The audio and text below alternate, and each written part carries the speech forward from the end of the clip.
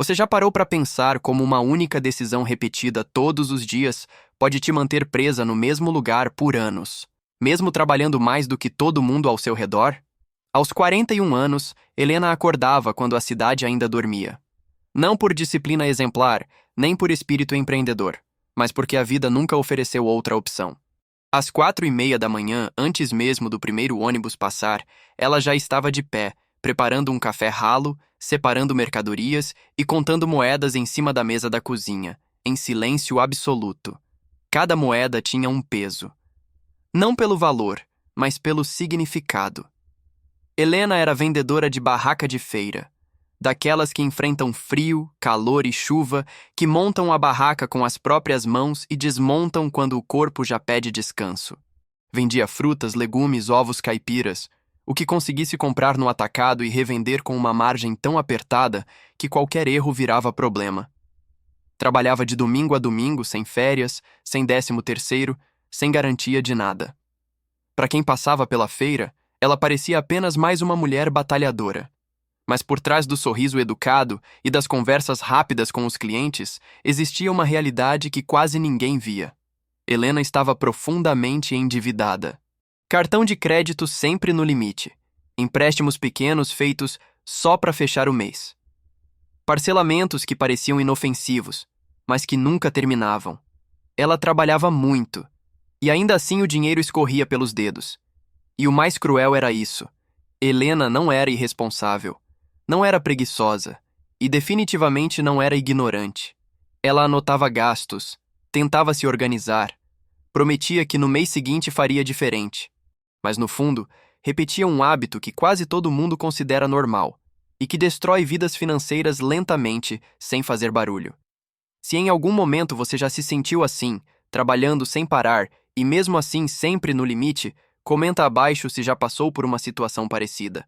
Muita gente vive isso em silêncio. Helena acreditava, com todas as forças, que o problema era ganhar pouco. E por muito tempo, essa desculpa pareceu fazer todo sentido. Mas havia algo errado nessa lógica. Algo que ela ainda não conseguia enxergar. E é exatamente aí que essa história começa a mudar. Se você quer continuar essa jornada até o final e entender como uma mudança simples virou o jogo, se inscreva no canal e curta o vídeo. Helena não acordou endividada de um dia para o outro. As dívidas foram chegando devagar, quase educadamente, como visitas que prometem não incomodar. Um parcelamento aqui, um limite usado ali, um empréstimo pequeno feito com a certeza de que no mês seguinte tudo se resolveria. No começo parecia controle, depois virou sobrevivência e então virou medo. Ela se lembrava exatamente de quando começou a evitar abrir o aplicativo do banco. Não era falta de tempo, era receio. Cada notificação trazia uma sensação estranha no peito, uma mistura de culpa e ansiedade. Mesmo assim, Helena seguia trabalhando, como se o esforço físico fosse capaz de apagar números negativos. A feira continuava acontecendo todos os dias. O barulho das barracas sendo montadas, o cheiro das frutas frescas, as vozes chamando clientes. Por fora, nada mudava. Por dentro, Helena sentia que algo estava fora do lugar. O primeiro colapso aconteceu numa noite comum, sem aviso.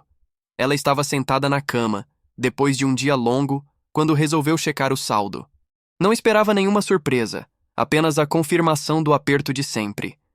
Mas o que viu fez suas mãos suarem. O banco havia reduzido o limite do cartão. Não por escolha dela, por decisão do sistema. Era como se alguém tivesse dito sem palavras: "Você perdeu o controle." Naquele instante, Helena percebeu que não estava apenas devendo dinheiro. Estava devendo confiança. Do banco, de si mesma e do futuro que insistia em adiar. O mais doloroso não foi o valor da dívida, mas a sensação de estar presa em um ciclo que não sabia como quebrar. Trabalhar mais já não parecia solução. Vender mais não garantia alívio. Todo o dinheiro que entrava já saía com destino marcado. Naquela noite, Helena quase não dormiu. Pensava nas contas, nos boletos escondidos na gaveta, nas promessas que fazia a si mesma todo começo de mês. Sempre o mesmo discurso. Agora vai. Da próxima vez eu organizo. Só preciso de um respiro. Mas o respiro nunca vinha. Ela começou a se perguntar se o problema era realmente o quanto ganhava, ou se estava repetindo algo que aprendeu sem perceber, algo tão automático que parecia impossível de mudar. E essa pergunta, simples e incômoda, foi o primeiro sinal de que algo dentro dela começava a despertar. Determinada a sair do sufoco, Helena decidiu que precisava agir rápido. Não podia se dar ao luxo de errar de novo. Sentia que estava ficando sem tempo, como se cada mês repetido fosse um passo a mais em direção a um ponto sem volta. A solução que encontrou parecia lógica. Se o dinheiro não estava dando, ela faria ele render mais. Passou a aceitar parcelamentos em mais vezes, ampliou as formas de pagamento e começou a oferecer pequenos descontos para quem comprasse mais quantidade. O movimento na barraca aumentou. As sacolas saíam cheias. O caixa parecia finalmente respirar. Nos primeiros dias, Helena sentiu algo que não sentia há muito tempo. Alívio. Voltou para casa menos tensa. Dormiu melhor. Chegou a pensar que talvez tivesse exagerado no medo. Afinal, estava vendendo mais. O esforço estava sendo recompensado. Agora vai, repetia em silêncio. Mas o que ela não percebeu de imediato era que aquela melhora tinha prazo de validade. O dinheiro que entrava não ficava. Parte dele nem chegava a existir de verdade. Era apenas uma promessa futura, fragmentada em parcelas pequenas que se espalhavam pelos meses seguintes. Sem notar, Helena começou a gastar como se aquele valor já fosse dela. Pagava contas atrasadas, cobria buracos antigos e, quando sobrava algo, sentia um alívio tão grande que se permitia pequenos excessos. Nada absurdo, nada fora da realidade. Pelo menos era o que dizia a si mesma. Aos poucos, o cansaço voltou. Depois, a ansiedade. E então, a sensação familiar de estar correndo sem sair do lugar. Quando sentou para fazer as contas, percebeu que, apesar de vender mais, estava mais cansada e igualmente apertada. Em alguns meses, até pior. As parcelas se acumulavam. O dinheiro chegava picado. A ilusão de controle começou a ruir. Foi nesse momento que Helena entendeu algo desconfortável. Ela não tinha resolvido o problema. Apenas tinha empurrado para frente, com mais movimento e menos clareza. A falsa virada doeu mais do que o colapso inicial, porque dessa vez ela acreditou de verdade que tinha encontrado a saída. E perceber que era só mais um desvio temporário trouxe uma sensação amarga de fracasso. Por alguns dias, pensou em desistir, em aceitar que talvez aquela fosse a vida que lhe cabia. Trabalhar, pagar, dever e repetir. Mas no fundo, algo incomodava mais do que as dívidas. Era a sensação de estar sendo enganada. E pela primeira vez, Helena começou a desconfiar que a maior ilusão não vinha de fora, mas das próprias escolhas que repetia sem questionar. Depois da falsa virada, Helena não tomou nenhuma grande decisão. Não fez promessas, não traçou planos mirabolantes, não anunciou mudanças. O que veio depois foi o silêncio. Um silêncio desconfortável, daqueles que obrigam a gente a olhar para o que sempre evitou. Ela passou a observar mais. Não os outros, mas a si mesma. Percebeu como o dinheiro entrava na sua vida e, principalmente, como saía. Notou que quase nunca existia um momento de pausa entre receber e gastar. Era automático. Vendia na feira pela manhã, pagava algo à tarde. O dinheiro mal tinha tempo de existir. Numa sexta-feira de movimento fraco, uma cliente pagou em dinheiro vivo. Helena abriu a gaveta da barraca, colocou a nota junto das outras e, por impulso, fechou. Não usou naquele dia. Não por disciplina, mas por cansaço. Levou o dinheiro para casa. À noite, sentada à mesa da cozinha, colocou a nota em cima do tampo e ficou olhando por alguns segundos. Não era muito, mas também não era pouco. Pela primeira vez em anos, aquele dinheiro não tinha destino imediato. Ela pegou um envelope vazio, escreveu a data com caneta azul e colocou a nota dentro. Sem planilha, sem aplicativo, sem regra complicada. Apenas separou. No dia seguinte fez o mesmo, e no outro também. Sem perceber, Helena começava a quebrar um padrão antigo, misturar tudo: venda, custo, gasto pessoal, tudo sempre junto, confuso, emocional. O dinheiro entrava e já nascia comprometido, mesmo quando não precisava. A separação simples trouxe algo inesperado: clareza. Ela começou a enxergar o que antes só sentia. Percebeu quanto realmente sobrava, quanto era ilusão, quanto era ansiedade disfarçada de necessidade. Não era confortável. Em alguns dias, foi até frustrante, mas era real.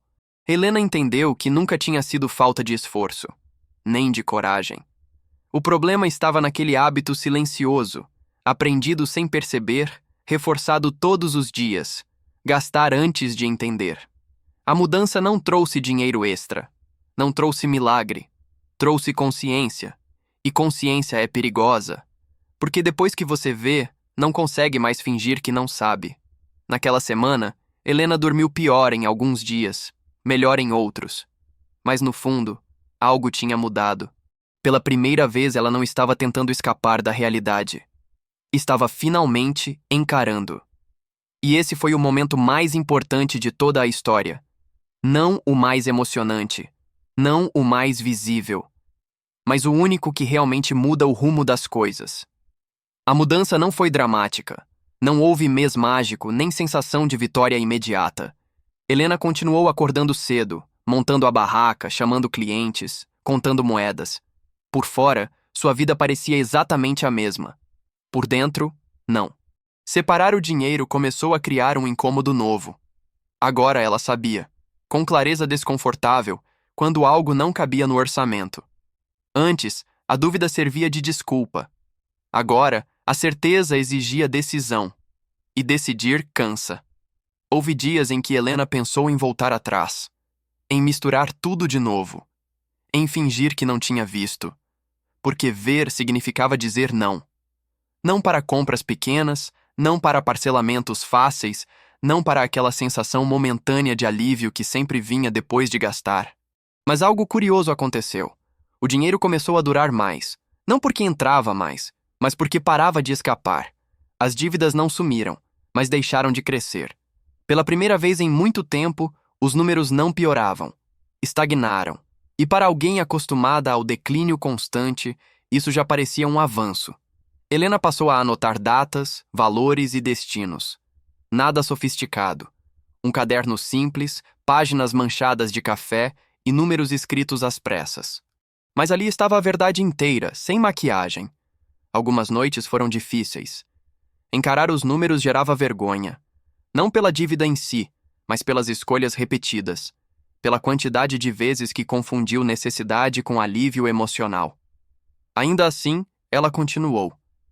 Semana após semana, pequenas quantias começaram a sobrar nos envelopes.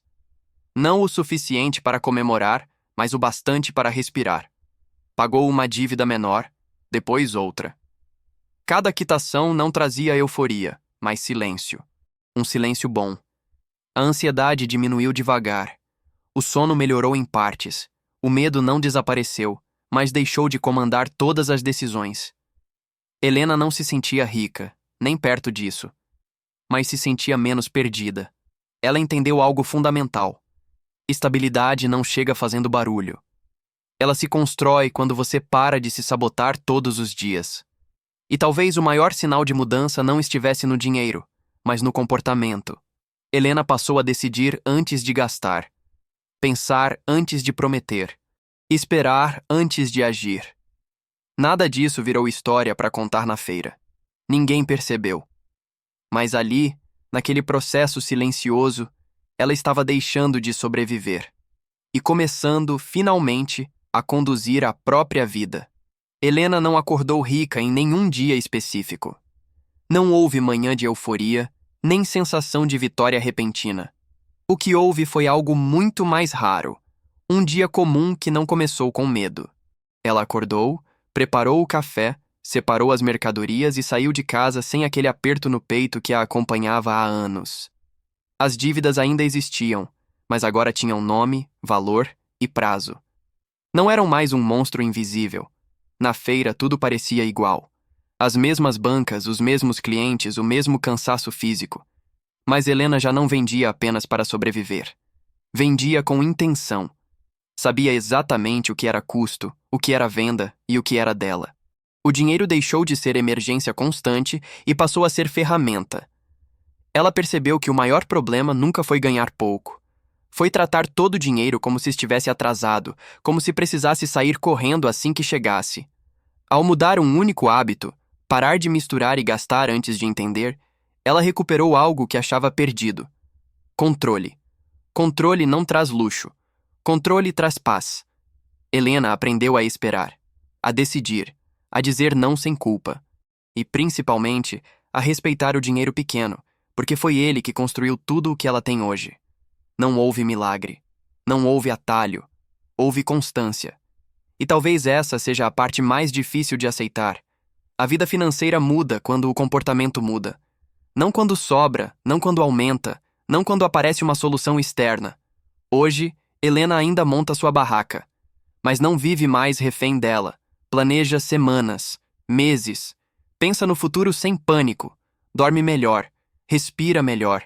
Se essa história tocou você de alguma forma, comenta abaixo se já passou por uma situação parecida. Muita gente carrega esse peso em silêncio, achando que está sozinha. E se você quer continuar vendo histórias reais de transformação silenciosa, disciplina e crescimento possível, se inscreva no canal e curta o vídeo. Esse tipo de mudança não aparece nas redes, mas muda vidas de verdade. Porque no fim, não é sobre quanto você ganha. É sobre o que você faz todos os dias com o pouco que passa pelas suas mãos.